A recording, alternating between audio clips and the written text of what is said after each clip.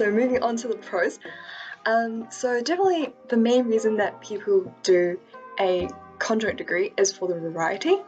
I have like quite a few friends who did a conjoint because they weren't too sure like what they wanted to do, and like they couldn't decide between 2 degrees.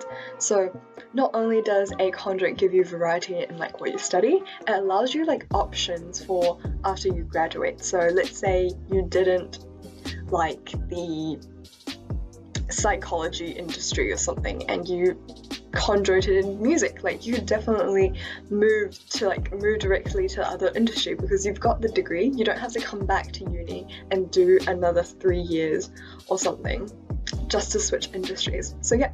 Oh, that also leads me on to the second point. Time. You'd be saving on quite a lot of time because normally 2 years, because 3 and 2 you'd be doing 4 instead of 6, and like 4 and 3 you'd be doing 5 instead of 7. So you'll normally be like saving around 2 years of your life, and you get 2 degrees. So I think that's a pretty good deal if you ask me.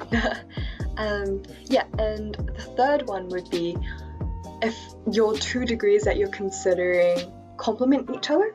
So I have 2 friends doing maths and commerce, and they're thinking of going into like investment banking or like something like that. And the maths and commerce really complement each other, and they will really help them get into investment banking. And another example is like law and basically anything else, like because it'll really help you get into law in that particular industry or like field.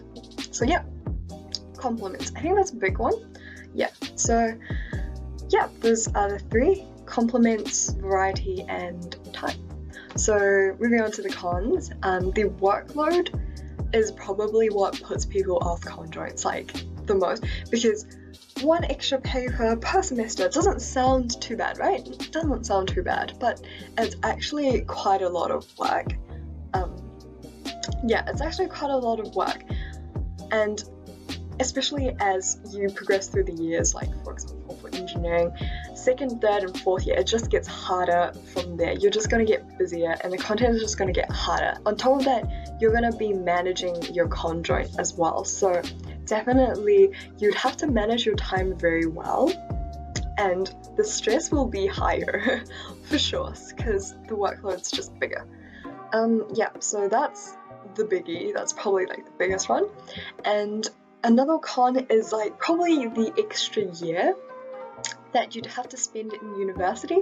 So like I said before, it's your major component +1. So that +1, you could be working, you could be getting work experience in your relevant industry, or you could be taking a gap year, like exploring the world or something, or you could be doing a master's. Like I think normally masters are 2 years?